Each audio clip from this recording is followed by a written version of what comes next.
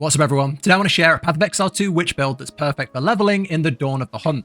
So I played through with this yesterday and it is incredible. It blasts through everything. AoE is so good, single target's really good, and because you have minions, it's really defensive. So it is a Chaos Minion witch build, which means you apply the Chaos damage over time and you apply the curses, and then alongside that you have a bunch of minions that are basically like a buffer between the enemy and you. And then with Spectres, you can also get some Chaos Minions, which we'll talk about as well. So you can add extra Chaos damage to all the enemies you're fighting that will be weakened to Chaos. I'll quickly talk through how you set up the gameplay and, how it feels to play. And then we'll move on to, the gem setup at early game when you only have like 2 slots and you only have level 1 support gems. And then we'll move on to a more mid-game version once you get through Act 3 and you can start doing, extra gem slots and tier 2 support gems, things like that. So yeah, let's get into it. Okay, so let's talk through the gameplay and how this works. Obviously, as you level up, you will unlock new abilities and this will change, but this is what we're working towards. First, you will use Despair. This is a big AoE curse that lowers everything's chaos resistance. On top of that, with a support gem we use, it will also apply a chaos damage over time ability. So that's the first thing you do. Then you drop Dark Effigy, which is a totem. And again, we can drop multiple of these with our support gems. This will then deal chaos damage to everything around you that has a chaos dot on it. So everything that we used our curse on will take damage from the totem, which is really good. That's where most of our damage comes from. If you want to do additional damage, we have a really strong ability called Essence Drain, which can take out one enemy really fast. And then we have Contagion, which can spread any of the buffs from one enemy to everything else. So we have really good AoE. And then because we have so much damage over time and all of our minions, when we get to single targets and bosses, all of that just gets focused on one enemy and we still have really good damage. So yeah, this is going to do you great for leveling. I wanted to get this out as fast as possible, but I will update the full guide. I've got it linked down below, full guide, and I'll update it if I add anything or change anything new that makes this even better. Okay, so let's go over the gems. I'll talk more about the abilities. We'll go into the support gems and different options you can take, and we'll go into the Spectres and stuff like that. But this is more of like a final, more of like a mid-game version. So I will just open the full guide because here we have an early game version. So this is when you only have 2 gem slots and you only have tier 1 gems, tier 1 support gems. So if we if you come on this, it's linked down below.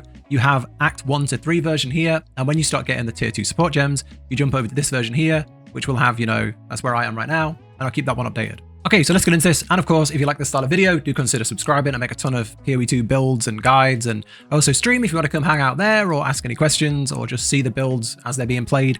So yeah, let's get into it. First things first, Essence Drain. Essence Drain is our number 1 single target ability. It does a big chunk of single target damage. On top of this, it leaves a very big dot. So it does a chunk of damage and then leaves an even bigger damage over time. So the way this works is it's like a set number of damage per second. So with that, we go with Swift Affliction to deal more damage, so 30% more damage, and then we take Persistence, which gives it a 40% longer duration. Now, this doesn't deal like 100 damage per 5 seconds. It's damage per second, so having extra time is just more damage. So both of these are a damage increase if the minion is up long enough. Then we go for Contagion. It's a much lower amount of damage, but it's what we use to spread any debuffs on the monster. So if you throw an Essence Drain on one monster, its health starts plummeting, and then you throw a Contagion, that will then spread to everything around it. And before when you're low level and you don't quite have Despair, you don't unlock that for a while, this is a really good way to start your initial AoE. It's, you start with the 1, burn it down, and then the whole pack has this and everything melts. So it's a little bit longer setup before you get Despair, but that's the early game. Contagion, we take Arcane Tempo for cast speed, and then we take Magnified Essence for area of effect.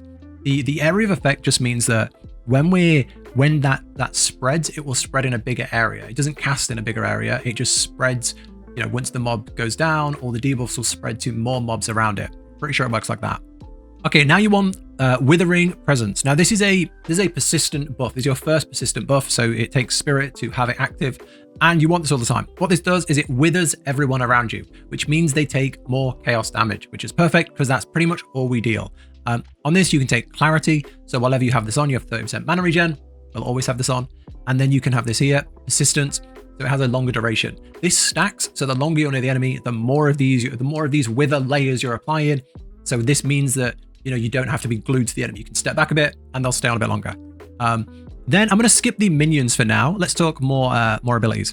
You want to take Unearth because this is This is a way to raise mobs. So when you defeat an enemy and you have a creature on the ground, you can then use Unearth to raise all of those as little like bone scorpions, what they called, bone construct minions. It's just extra minions. Pretty good. If we also have cursed enemies that go down, then they can be raised as like cursed little scorpions. It's just extra minions, extra damage, and you know, it's very easy to just cast after a fight. Okay, now you want Despair. You want Despair here. This is, once you get Despair, everything feels better. The game just gets so much better once you have Despair. This is the big circle you lay on the ground, curses everything on top of it. Really, really good. And then when they're cursed, they have lower chaos resistance, which just means we deal more damage with everything else. In this, you want to put Decaying Hex. This means that you will decay the enemies, dealing 100% of your intelligence as chaos damage per second. So you basically, everything that gets cursed gets another damage over time on it. Then we go for Impending Doom. So this is when the curse ends, it does a big chaos damage burst, which is good if you know, the enemies are quite chunky in Dawn of the Hunt. They seem to, even white enemies like the normal mobs seem to take a beating early on. So this definitely helps. So that's the basic setup. Now, the only other thing to talk about early on is minions. Now, I've wrote a little bit in here, down here about like what you can choose, but basically I would start with something that you like. I like the skeletal, the archers. You can take these and then you can go for martial tempo, so they attack faster, and you go scatter shot, so they shoot more arrows. I like these, they're pretty good. And they also have the poison AoE that you can cast manually if you want to do that. But you can go for the ones that throw fire, or you could even go for like loads and loads of warriors if you want. That's how you want to play it. But the big thing is Spectres. As soon as you hit, I think it's like a level 11. Let me just check. When do you unlock Spectres? Level 11. Yeah, once you unlock Spectres, then you can pretty much raise any minion you defeat in the game. We're going to talk a lot about that later, but you do want to move over to Spectres as soon as you can find a good Spectre. So talk about that soon. So yeah, that's kind of the early game. And then once you start getting through to, you know, the end of Act 2, start of Act 3, that's when you start getting the level 2 support gems, and then you can move over to the next section. Okay, and then as you come into like Act 3 and you start getting the tier 2 support gems, here's the sort of changes I'd be making. So first, I would be grabbing Dark Effigy. This is the totem that we drop, and it says here like, it deals damage to enemies afflicted by chaos damage over time debuffs, which is pretty much everything that we attack. Everything is going to have those, so it will just damage everything around us. You can take Overabundance, and it lets you have 2 totems. This is good for 2 reasons. 1, it's extra damage in a shorter space of time, which is really good for just clearing packs. And then 2, as things are moving around, you make sure that they catch them and, you know, that there is enough projectiles going out. Then we go for Acceleration for more projectile speed. Enemies have got really high movement speed and skill speed, and they start darting around. Just make sure that they land. On Contagion, we don't change. We go Considered Casting on Essence Drain for additional damage. We go on to Despair, and I've changed Despair now as we start progressing to have Heightened Curse. 25% increased magnitude just means it's dealing more damage. Things just seem like they have more HP. That's helping a lot more on those. And then the only other one is our Presence. Where's our Presence ability? Withering Presence. On Withering Presence, I would take a 3rd slot and I would add in Chaos Mastery. It would be +1 to all Chaos abilities. I still am having bad luck finding the slots. I would grab that, definitely. And then the only other thing is to talk about minions. Okay, so with minions, let's talk about Spectre. So we talked a little bit about the type of minions to use early game. As soon as you hit level 11, you unlock Spectre. So if we click this, you unlock this here, look, Bind Spectre. The way this works is you engrave your gem with Bind Spectre. I'll just do it. You engrave it, you put it on your bar. So if I put it on the bar here, then you go onto your bar and you add Bind Spectre to your bar. And what you do is, as you're going around the world and you're fighting monsters, as soon as you beat the monster, you can look at their body on the ground, and you can use Bind Spectre to trap that monster inside the gem. Now, the important thing here is that's permanent. Once they're in the gem, they're permanent. You can see here, these are gems I've used that have trapped a certain monster in them. So, you know, you've got the Azak Mongrel Monster, the Filthy Crone, the Lonely Jaguar. So we've got all these different monsters. They're permanent. You can then upgrade the gem to have a higher level Spectre, which is great, but you can't change it. So every single one is a new gem. So just be aware of that. The main thing to say here is there are hundreds, like over 400 or 500 different monsters in the game, and I've only tested a few. So I can't tell you the best Spectres, but I can tell you ones that have worked really, really well for me. So here are my top 3. Okay, so these are the 3 minions I've found best so far, and I've only tried maybe like 10. I haven't tried that many. But yeah, these are 3 I've tried. So the Slither Spitters are in the Venom Crypts in Act 3. Quite early on in Act 3, you can get those. And they are like they're like the snakes, and they deal like a poison AoE, and it's a damage over time. So all of the health bar goes green. Really nice. It's just extra damage, and with how long some of the fights are, that really does pay off. The Filthy Crone is from the Apex of Filth in Act 3. This is interesting. There's definitely something here that you could make work. It basically it does chaos debuffs to the enemies. It deals like actual chaos debuff spells that we have to the enemies, which means like, you know, the totems will then target those enemies for additional damage. You can really make this work, and there's definitely going to be some build here. I can feel it, but the problem I had with it is 120 spirit for 1. So I have like only 200 and something spirit right now, so I can only have 1 out, which was a shame. But they seem really, really interesting. And then the best one I found so far is the Chaotic Zealot. So they come from Act 3. And if you go to, you know, the Aztec area towards the end, the Aztec area where you're going through the streets and there's like all the rituals and stuff, the ritualists, the cultists, and they're like running at you and they're really fast. It's those guys. And there's like a melee version and a ranged version with spears. And you want to get the melee one. They're like, they have these 2 small weapons, and they run in, and those weapons are chaos damage. So they just run in and just hit everything for chaos damage. And because everything we attack, we debuff it, so it takes more chaos damage. It's incredible. It's so good. And they're 50 spirit each. So I mean, I've got 3, and I've barely like optimized my gear to have more spirit. So really, really good damage coming from these. You can feel it. Like if you just stand there, don't cast any spells, and just send those guys in, you really, really feel it. On top of this, we also have the you know, the Scepter. So we do have a couple of skeletons as well, which is pretty cool. So that's kind of the minion setup. We are very, very, very early days on Spectres. That everyone's going to be talking about them. Everyone's going to be finding new ones. If you know any that would work better, please let me know. If you know any really good ones that would fit this build, let me know. But these are the best ones I've found so far. Okay, let's quickly talk about leveling gear. I don't want to go into this too much detail because it's very RNG if you get a good drop or not. I went through like the whole first 2 acts with a really, really bad focus. So, you know, don't feel bad if you can't get any items. The things you want to be looking for is spirit, wherever you can find spirit. You can get it on your chest. You can get it on the solar amulets, a little bit on the solar amulets, and you can get it on your scepter.